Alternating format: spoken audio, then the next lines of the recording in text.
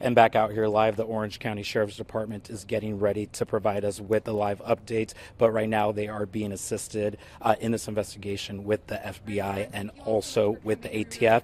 Now let's listen in on the press conference that's about to start. Public Affairs for the Orange County Sheriff's Department. Today we're going to have 5 speakers for you. Sheriff Don Barnes from the Orange County Sheriff's Department, Division Chief Shane Mall from the Orange County Fire Authority, Chairman Don Wagner from the Orange County Board of Supervisors, District Attorney Todd Spitzer from the Orange County District Attorney's Office, and Medical Director Tetsuya Takeuchi from Mission Providence Hospital.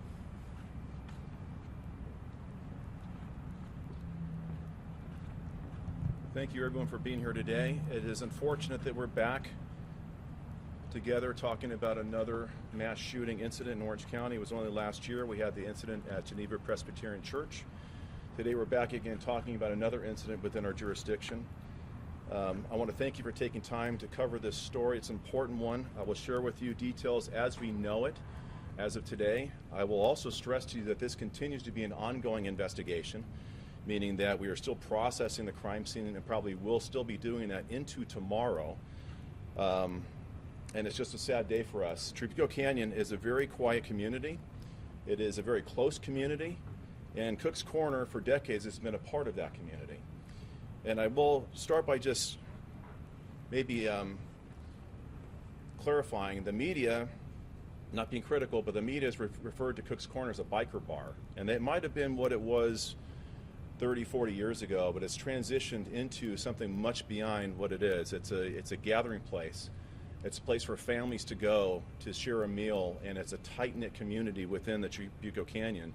And I just want to stress that what happened there yesterday is not a definition of or not consistent with what Cook's Corner in that community is known for. It's a tragedy. We mourn for those who lost their lives, their families. Our condolences to you. To those who were injured, we will be with you to help you recover. And as we progress through this, we will highlight some of the lessons learned, and most importantly, highlight the great response that we had, not only from the Orange County Sheriff's Department, but that also from the Orange County Fire Authority as we navigated this very dynamic incident that was unfolding before us.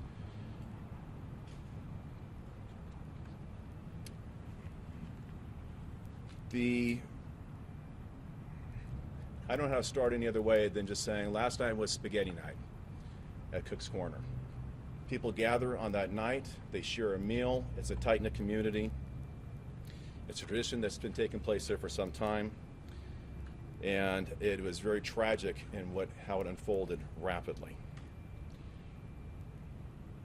I want to stress also that as this unfolds, and I want to thank you for your patience as we navigated the many challenges of this dynamic incident. I know that as the media and the community, you want information, and you want information fast. And we want to provide that information to you. But first and foremost, we want it to be accurate. And to do that, we have to go through the processes of the investigation. We owe that to the families, we owe that to the victims' families, we owe that to the community. I'm going to walk you through the progression of events that occurred yesterday at Cook's Corner. At 7:04 p.m., we received multiple 911 calls about a shooting occurring at Cook's Corner, an active shooter incident. Multiple deputies from my department responded and were there within 2 minutes to address the issues that were unfolding at Cook's Corner. When they arrived, they did not know the location of the shooter, and they split to quickly cover ground. I'll cover later the tactics and trainings and how we have grown over the years in our response, and that will make more sense in just a moment. A team of deputies responded to the upper parking lot area where they located the suspect. The suspect began firing multiple rounds at our deputies from a shotgun. Patrol units were struck by gunfire. At least one round went through the unit of a windshield's unit. No of our deputies were struck, and no injuries were sustained by them by gunfire or any other means. Despite the great danger, they progressed and encountered that individual, and a deputy-involved shooting occurred. Multiple deputies were involved in the shooting, and we do know and do believe that it was a gunfire from those deputies that ultimately took the life of the individual. Without a doubt, and without the immediate response of them starting immediate tactical first aid and creating an environment where OCFA, Orange County Fire Authority, paramedics could then get into the hot zone and start treating individuals. And this is a collaboration that's taken place for years with our agencies. Undoubtedly, more individuals might have may have lost their lives. What I'm sharing with you today is a culmination of witness statements who were there, and also body-worn camera video that's been reviewed to draw a chronology of events that occurred within that area. The suspect, John Snowling, 59, residing in Ohio with a residence here in Southern California, was the individual who shot and killed 3 people and injured 6 additional. We're still gathering information about him and what his motives were. We do know he is a retired sergeant from the Ventura City Police Department, retiring in 2014. We do know that he took up residence in Ohio. We also know that he has a second residence potentially in the Camarillo area, and we believe he traveled from Ohio with an ongoing dispute regarding the separation and pending divorce with his wife. I'm going to cover the progression of events that took place. What we know by witness statements is that at that time, 7:04, Mr. Snowling entered Cook's Corner. We believe he had 2 firearms in his possession. He then went directly to his wife, who was within the business portion, the interior portion of Cook's Corner. By witness statements, we do not believe that there was any argument that ensued. He drew a weapon. He fired upon his wife, soon to be ex-wife, through divorce proceedings. She was struck once. I'm not going to go into the nature of her injuries. She was struck once by gunfire. We do know that somebody who was sharing a meal with his ex-wife was also shot at and struck by gunfire. Mr. Snowling, the suspect, then started randomly shooting at patrons within Cook's Corner. That progressed to the outside area. The individual who was with his wife was able to make it outside of the interior portion of the restaurant and into the exterior, ultimately to the roadway out in front. Once outside, Mr. Snowling, the suspect, these are photos. These aren't actual crime scene photos. These are photos by other means. This is the aerial portion of Cook's Corner. This would be the front portion. This would be El Toro Road. Live Oak Canyon goes in this direction here. We do know that the interiors where the initial contact took place. We know that there was an exit, and one of the victims was located here, who succumbed to his injuries. We know that in the area and the gunfight that ensued outside, as the suspect continued to shoot upon patrons in the outside and interior area, that other individuals were shot in this portion of while he was shooting randomly at individuals. The suspect then retreated to the back area, which is this we call the upper parking lot. This is a view of the upper parking lot here in this location. The suspect had his truck parked in this area. He went back, returned to his truck, gained access to a 3rd handgun and a 12-gauge shotgun back in this area. At that time, an individual went up to encounter the suspect. He was shot. He ultimately was drawn back into this area for first aid after the scene became static, and he deceased as a result of his injuries. The patron who was with his wife was able to make it out to this area, and unfortunately, she succumbed to her injuries.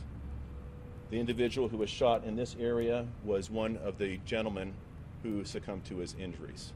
We do know, and this is a correction, and this happens in the fog of war as you go through these very dynamic incidents, that there were 6 other patrons there that night who were also struck by gunfire. I can tell you all of the individuals who were shot, the 3 who deceased, not counting the suspect, the 6 individuals who sustained gunfire are all adults.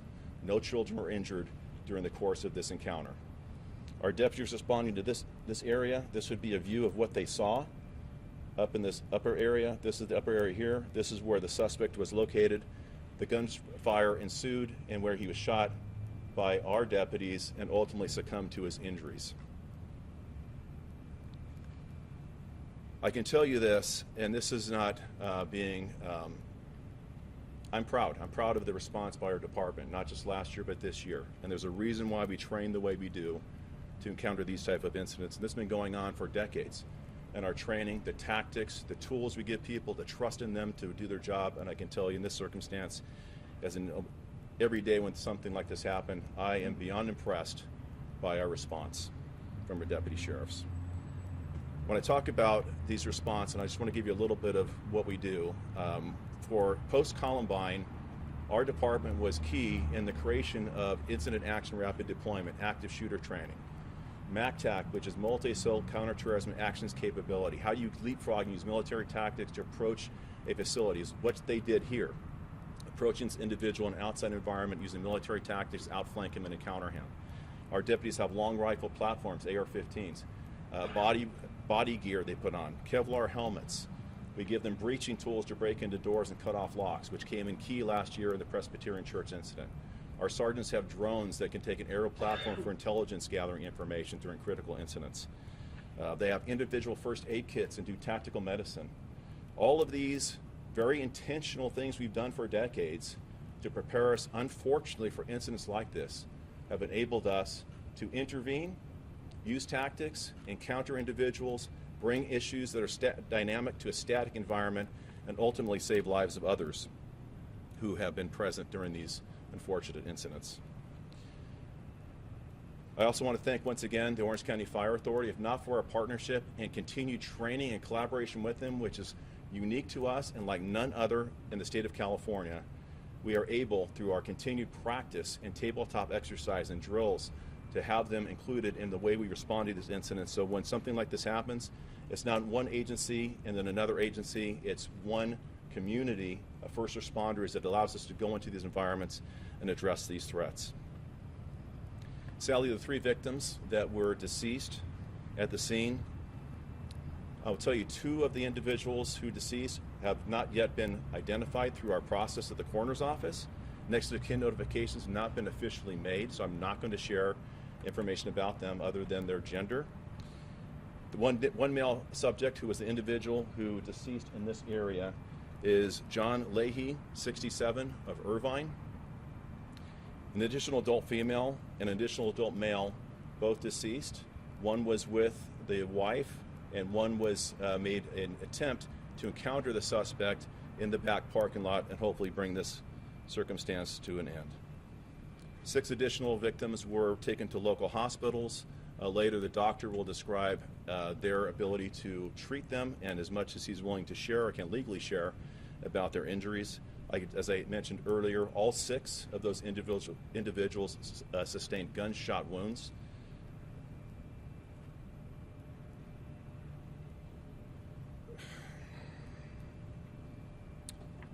I'm going to talk about how many people showed up. It's actually beyond impressive. I mentioned within 2 minutes of the 911 call, we had people, our deputies were on scene encountering this individual, which means that within 2 minutes, this individual created that much havoc upon individuals and created that much damage to those who were patrons within the establishment.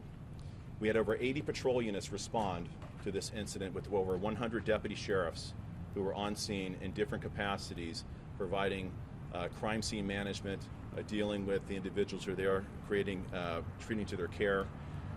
We had our 4 divisions of the Sheriff's Department investigations units were there. Homicide took the lead on the investigation, but our entire criminal investigations division responded. Southeast operations criminal investigators responded, and Southwest division investigators responded to address this issue. I'm also the county coroner, so our deputy coroners responded to address those who perished as a result of this attack.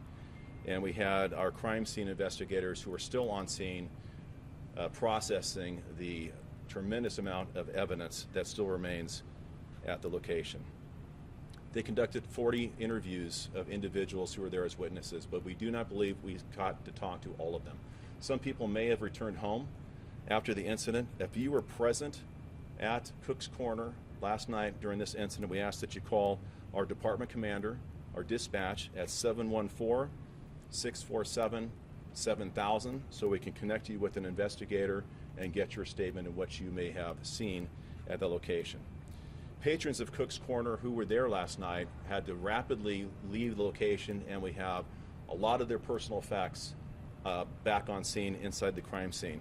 First, we thank you for your patience. I want to thank those who stayed overnight to give statements. I can only imagine how daunting that might have been and how impactful. We did have members of the community who do services for those who are impacted to make sure that they are getting the psychological and mental health support that they need so that we are not just leaving them alone. That's done through the Trauma Intervention Program of Orange County, who sent numerous personnel there to address those issues. I also want to thank the numerous law enforcement entities, not just within Southern California, Orange County, but beyond. Our partners with ATF, the FBI, the municipal agencies within Orange County, Sheriff Robert Luna and Chief Mike Moore from LASO and LAPD, and my 57 partner sheriffs throughout the state, where every one of them offered resources and help during this trying time. This is not, it's not easy on our personnel. This is the second deputy-involved shooting we had in 4 days. This is the second critical incident at this magnitude that we have processed and responded to over the last 2 years. And beyond the process that we have in place, I want to assure the public that not only do we evaluate our response, the tactics we use, the training, looking for opportunities to improve, but we also have internal mechanisms to evaluate through administrative reviews, internal affairs investigations. The district attorney will talk about his role in doing the officer-involved shooting investigation. The Office of Independent Review also responded out to this incident and was there last night. So we have a lot of ability to review this. Within about 45 days, we will release a critical incident video of the encounter that took place last night that will have, as appropriate, video and other information that we share with the public about how we responded and what we will do going forward. I also want to thank just my department and our community that we serve. It is not uncommon when something like this happens to have an outpouring of support from the community, and that happened last year. It happened again last night. I don't want to respond to any of these, and I hate being up here talking about critical incidents like this. We have to put a stop to these mass shootings. We have to train on a national platform of what we know will be responsive to mitigate them rapidly. And I believe we have within the Orange County Sheriff's Department and partnering agencies that do it like we do. When you can respond to a church and be within the worship center within 4 minutes, and you can respond to an active shooter unfolding extremely dynamic incident with tens, dozens of people on premise trying to get there, navigate the risk, and identify the shooter, and do that with a matter of minutes. I think that shows that we are a model agency in how to respond to these. My hope is that we would never have to be that model agency, but the practices and policy we put in place have definitely helped save lives that we have to address these critical incidents. So we'll answer questions at the end of this of the 5 speakers, and I thank you once again for being here.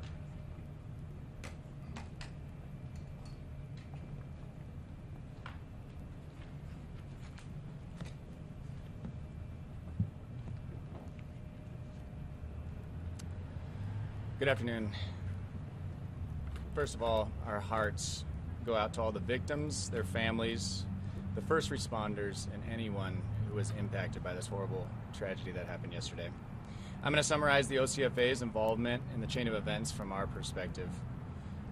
At approximately 7:05 p.m., OCFA firefighters responded to Cook's Corner to assist the Orange County Sheriff's Department for a reported shooting. The first engine, Orange County Engine 42, arrived on scene in just under 4 minutes. Immediately upon arrival, the Orange County Fire Authority and the Orange County Sheriff's Department went into unified command. Thanks to the quick and courageous work of the Orange County Sheriff's Department, our firefighters were cleared to enter the scene very quickly and were able to begin treatment and transport of the patients that were on scene. Ultimately, 4 patients were pronounced deceased on scene, one of them being the shooter, and 6 patients were taken to the hospital, 2 of those in critical condition. The phenomenal work by the Orange County Sheriff's Department to rapidly secure the scene empowered our firefighter paramedics to get in there and save lives. I'm proud to report that the sixth and final patient was loaded in an ambulance and off scene to a hospital in just under 46 minutes, which is an incredible feat in a hectic environment such as this kind of scene. We at the Orange County Fire Authority, as well as the Orange County Sheriff's Department, train for these events frequently, both individually and together. To be able to secure the scene that quickly and get our paramedics in there to render treatment and take the patients to the hospital that quickly is a real tribute to the training, professionalism, collaboration, and the execution of our two agencies when they work together. At the conclusion of the incident, all OCFA members who were part of the incident went through a critical incident stress debriefing process. As you can imagine, the sights that they saw that night were pretty horrific. The OCFA wants to thank the Orange County Sheriff's Department, the FBI, the ATF, Mission Hospital, our local elected officials, and the entire community of Trabuco Canyon for working together during this challenging and heartbreaking time. This tragic incident weighs heavy on the community as well as our first responders, and our hearts to go out to all who were involved. Thank you.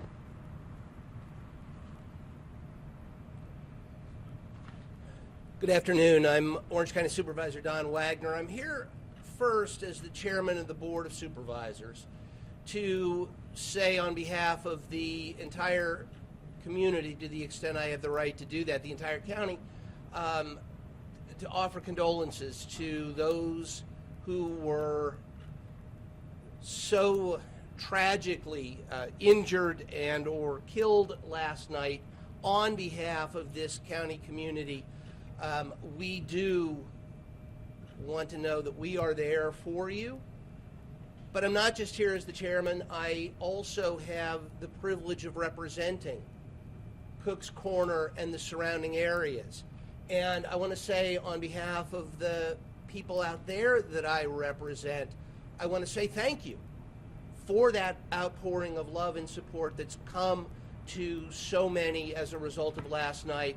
And to say thank you to the men and women of the Orange County Sheriff's Department, the men and women of the Orange County Fire Authority.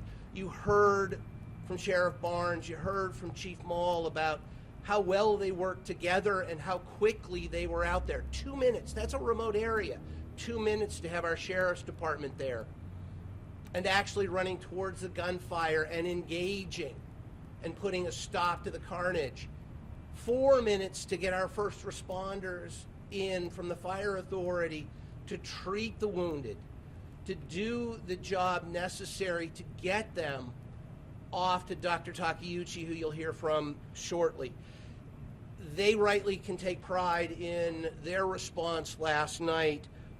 We in the county can rightly take comfort knowing that these men and women are so well trained and are out there and can respond so effectively, so efficiently, so quickly in such a terrible situation. I want to talk a minute about the area itself. The sheriff told you, Cook's Corner, though we're hearing, oh, it's a biker bar, and in many ways it is. You go out there, you'll see motorcycles galore. There is a sea of chrome out there because it's really fun to ride your bikes out there. But the truth is that is a family spot. It draws bikers and so many others from around this county out there. It is a wholesome place. I've been out there when they've done charity events. I've been out there when they put on music shows for our veterans. This is a pillar of the community, to overuse that cliche, but it absolutely applies here. It was spaghetti night. We're seeing a community come together, and it will be forever sad. There's no other word for it. That such a happy place will now go forward under the shadow of what happened last night. I am in touch with community members out there. We are hearing there will be a vigil. At some point, there was an early effort to try to do it tomorrow. I understand in working with the Sheriff's Department that may be too soon to have the site available. So stay tuned for more details about the vigil that will be going on out there shortly so that the community has an opportunity to come together and grieve and say thank you to the men and women of the Sheriff's Department. And last quick point about this incident, other incidents, and just the issue of mental health in our community. We encourage everyone struggling from this crime or otherwise in need of compassionate help to contact OC Navigator's Mental Health Crisis Support Line. The number is 855-625-4657. This county is determined to make resources available to everyone who is struggling from this horrific event and from whatever might be troubling you out there in this complicated world. We are here for you. OC Navigator's Mental Health Crisis Support Line, 855-625-4657. Seek help. Seek help for your friends and your loved ones. And thank you again to the Orange County Sheriff's Department and to the Orange County Fire Authority for their marvelous response last night.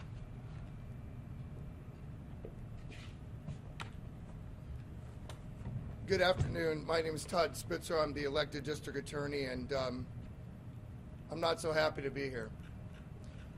The district attorney has two roles when you have a situation like this.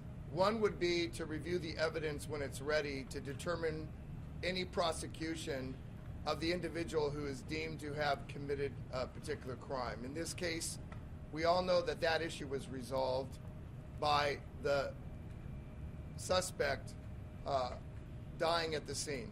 So that question has already answered itself. The other role that the district attorney has is to review the officer-involved shooting to determine whether or not that was a lawful use of lethal force. Chairman Wagner talked about the fact he represents that district. I represented that district today, obviously, as a DA, but I was its county supervisor for 12 years and its state legislator for 6 years. This is personal. I am one of those bikers. I am one of those people that would often go on Wednesday nights to spaghetti night. I am one of those people who understand how the county and the canyons are grieving. It is iconic, it is special, and nothing that happened last night is going to ruin either the canyon, its austerity, its prominence, or Cook's Corner. We mourn the loss of life, and we mourn the loss of yet another piece of everyday America that is Cook's Corner. The shooter, John Snelling, I hate to even say his name, a former police sergeant. Let that sink in.